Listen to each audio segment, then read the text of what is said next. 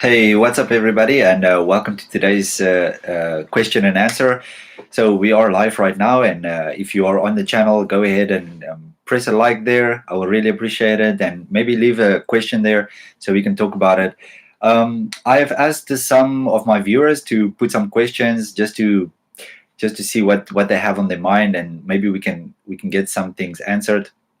Uh, well, some of the questions I got was really interesting. I wrote some of them down. I see one of the questions that I had, because I made a video on management and or the 4M series, and why management is so important to have a look at before you invest in a company. And the question I got was, is it beneficial to have a one-on-one with management? You know, yes, it is super beneficial. Of course, you can ask them whatever you want, but it's not always possible. Some of these massive companies, they don't have time, and they don't have they don't have the road to them to where you can ask them the question. That's the problem. So you always have to go through their through the channels on the website, saying reach out to the for, if you have any questions, you can reach out, but it's never the management itself. Maybe some part of management, but it's not the CEO, for sure not. Those are the big companies. Where you can find a lot of this information is, obviously, you can download the 10Ks. You can go onto the website. I mean, Google has a lot of information on the management itself. There's another one that people don't really read a lot. It's called the proxy statement. Now, this one shows the shows the management, but it shows how much salary they get, and that's the great thing, because once you get the salary, you will understand if the salary is in line with other companies of the same caliber in the same industry, how much they pay their management. So it's not an easy read, but it's super interesting. I will recommend for everybody to go and read it. I see we have somebody on the live stream. Give us a thumbs up if you're there, and say hello, and maybe leave a question if you have another question that I can answer. Why it's beneficial to ask the management is, well, the first thing is, if you can find a company that's open. So a lot of companies, smaller companies, they put their email out there, their personal email, and they always encourage people to reach out to them, especially if you come to mining companies. They always want their investors to speak to them. And they say nobody does. Like, if you get, I don't know, if out of 100 people, maybe 5 of them or 3 of them will contact them. Maybe they feel intimidated by the CEO of how it is. I've never reached out personally to any big company's management, but I'm sure that it is beneficial. Just have the questions beforehand, like if you're going to call them, I guess, just always have the questions ahead of time, so you know what to say, and you don't sound like you only going to invest 200 or 300 into this company dollars. You want to sound like you are interested and you don't want to lose your money. So, but they are very happy to answer your questions. Another question was, governments creating jobs is a good thing, because private sectors will pay less and won't care to do those jobs. Is this true, or isn't this true? So I guess this question was about governments creating jobs better than what private sector will create a job. And yes, they will create maybe more jobs in each area than what a government or what private sectors will create. But you have to remember that government does not get government is not a business, so they can't generate money. So they take from people, and they will then distribute it to the rest of the people. So they're basically taken by force, normally with taxes, or mostly with taxes, and then they will give it to the poor, or they will create a job and they will say it's good. Now, what governments normally do is they sometimes build a road to nowhere, just to create jobs in the economy. So what happens if that bridge is done? If the bridge is done building, where all those people go? So then they have to build another bridge, because those people are skilled in building bridges or engineering. Where do they go now? So now the government has to create another bridge, and if there's no demand for a bridge, they have to make up a bridge. A bridge to nowhere. That's the problem. And there's a fantastic book to read called Economics in One Lesson by Hazlitt, and he talks about the broken window fallacy. The problem with that is, the story goes like this. There's a little boy goes past the butcher. He picks up a rock and he throws it through the window. And the bystanders are saying, wow, that boy just created a lot of jobs. That is fantastic what he's doing, because now essentially somebody needs to replace the window. So the person making windows, replacing windows, is going to get a lot of jobs because he's going to come and replace this window. And then the guy that replaced the window has got some extra money, and now this guy is going to go and he's going to buy more material like glass. And then the glass guy is going to have more money, and he's going to then go ahead and buy something else. But the fallacy is, what they don't realize is, what about the butcher? Now, the butcher is losing money, and he's squandering his wealth to something that would have never been broken in the first place. So they fail to realize that the butcher would have taken that money and he would have invested it in something else. Like maybe he wanted to buy a suit. That's what the book says. Maybe he wanted to go buy a nice suit. So the tailor would have created something new into the economy, and now there's a new product in the economy. What people don't understand is wealth is not the amount of money that is out there and the amount of spending that's going on. Wealth of a country and wealth of a system or a nation is about the stuff that they can produce.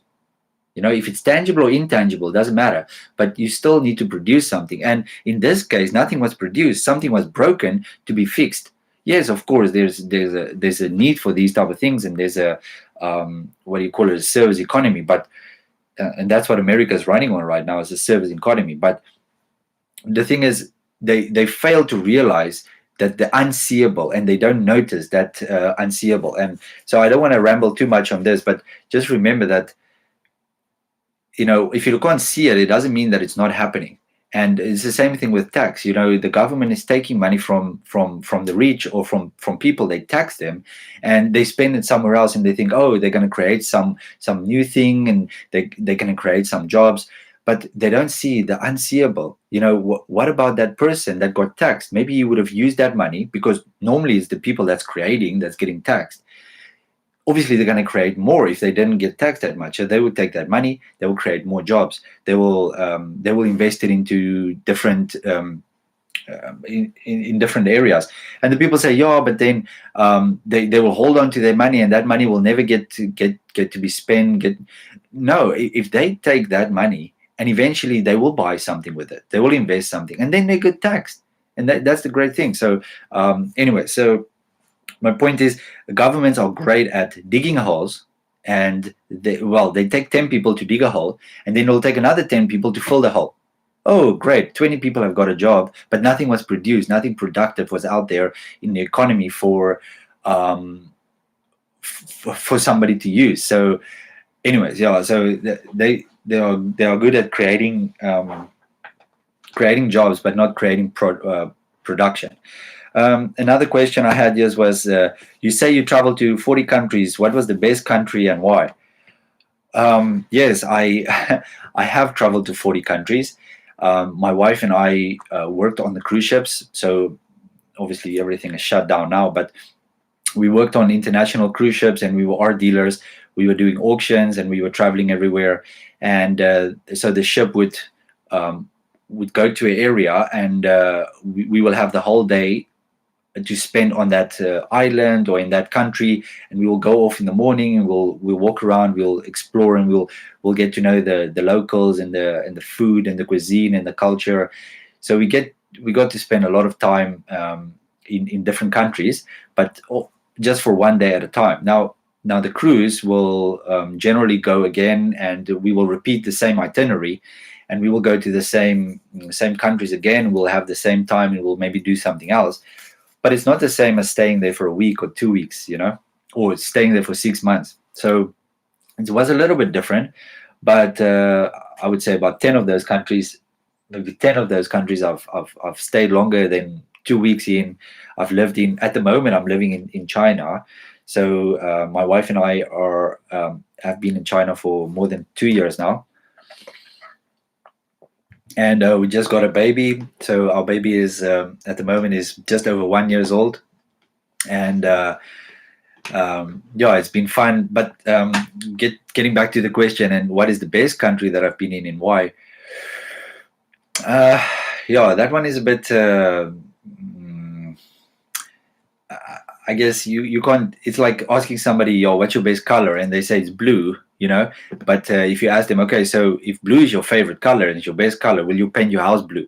Maybe they'll say yes. Okay, cool. I'll paint my house blue. Will you make your will you wear only blue clothes? And it's like, no, I can wear different clothes. Will you have a blue car? Will you have blue, double D, double I, I'm blue, but yeah, everything in your life can't be blue because you like blue. You have different colors for different events, for different scenarios. So yes, different strokes for different folks, and each country possessed something positive, and each country has some sort of negative to it.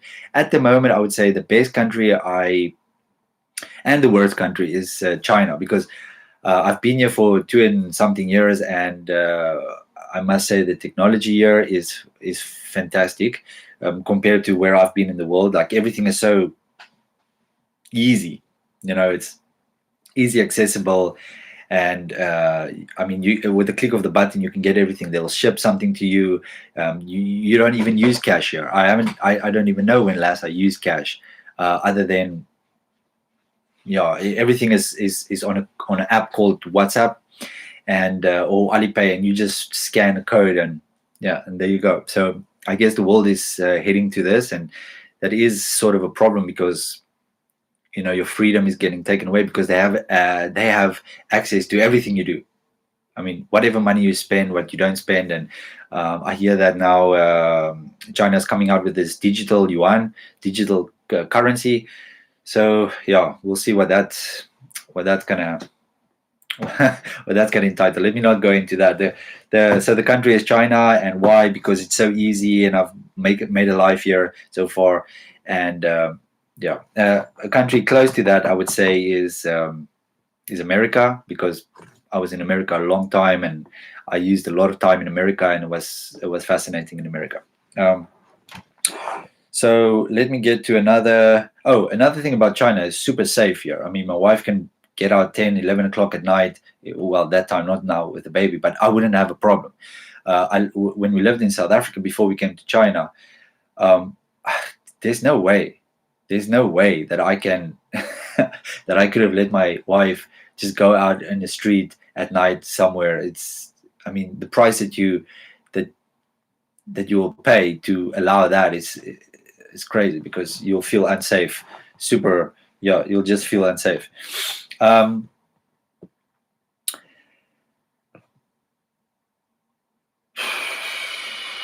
Okay, what is the most challenging about having a baby in a foreign country?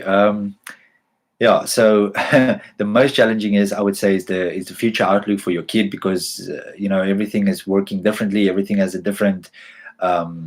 Everybody speaks a different language, a different culture. You don't have help as much. But I would just say to think about the future, and to see if somebody can help you. I think that's the most challenging part with having a baby in a foreign country. So I would say that is the most challenging. And obviously my wife at the moment, she's not working because she has to look at the kid. But if you have a baby in a foreign country, put a comment down below. Let me know if you have a baby, or if you have a baby in a foreign country. Maybe we can hook up and we can talk about it, and I'll answer your question more. By diversificating in other markets like Hong Kong stock market or Japan, do you protect yourself from the US stock market crash? Very, very good question. My wife also brought this one up a few times for me because, I mean, most of my interest is in American stock market. But yeah, also you also have to have some diversification, not just in stocks, but also real estate and maybe some hard asset like gold or commodities. But I guess it is because at the moment, how it works is America is highly in debt. So it's a debtor nation. They trade deficit is about 80 billion a month right now. So what that means is they export more, they import more things than what they export. So their deficit is high. Um, and yeah, so oh, sorry, I lost my train of thought. Oh, so the stock market. So of course, if there's an economical slowdown around the world, all stock markets will come down. But I believe that American stock market right now is super overvalued. So there is a path to correction. But yeah, so the governments are printing money, so they are devaluing the value of the dollar. So the dollar is going to lose value, and there's going to be a big explosion in the debt market for 100%. Well, to me, 100% sure that there's going to be a problem coming in the near future somewhere. So you have to protect yourself. And how do you protect yourself? You invest outside, like emerging markets or outside of the American economy for first, and also in a different currency. Because how it works is if the American dollar devalues, uh, other currencies theoretically will then get stronger towards the dollar, and you want to be in that stronger currency so you can buy more dollars with that currency, so you don't lose as much purchasing power or value. But the thing is, America is printing money, the other countries are printing money, and they are devaluing the currency at the same time. So think about this, right? Let's take everything to the extremes. Let's say there's only one house in a country, only one house to buy, and everybody is wanting to buy that one house. So that means that that house price is going to shoot up a lot, because it's just at one price, because people will pay more for that one house. So it's the same thing what's happening in America, right? There are limited products, just a few amount of products, and everybody is trying to buy that same amount of products with more money in the system, because they are putting more money in the system through funding the debt, and people can borrow money. So yeah, so stuff is going to go up. So stuff is going to go up, the dollar is going to come down because they are printing more dollars. So if other currencies can keep stable, it will be a great place to invest your money. Either Japan, Singapore, obviously this is not financial advice, but Japan, Singapore, even Hong Kong is great. London, I don't know, New Zealand, those are good countries because they have solid stocks, and the stocks pay dividends. So they will pay out some amount of their money, like earnings, to investors, to stockholders. They'll basically pay you to hold on and to wait for their stock to go up, or while there's a correction, where certain tech companies in America do not pay any of these. So yeah. So that's a long-winded answer on that one, but it is beneficial to have some money. You will save yourself from a US stock market crash for sure if you are diversified into international markets. Another question that was here was, is real estate a great investment, and why? Is real estate a great investment, and why? And is real estate a great investment in international, in emerging markets? So, well, we're getting to the 20-minute mark right now. So to give you an example, is real estate is a super niche market, especially if you are like me, international traveler, have been around the world, haven't really stayed in one area for a long time. You have to do a lot more research than that, because you need to understand, first of all, you cannot pick up a house and put it somewhere else once you bought it. So there where the house is, you need to understand what is the surrounding areas, what are the attractions, what are the schools, what are the population there, what is the weather, is it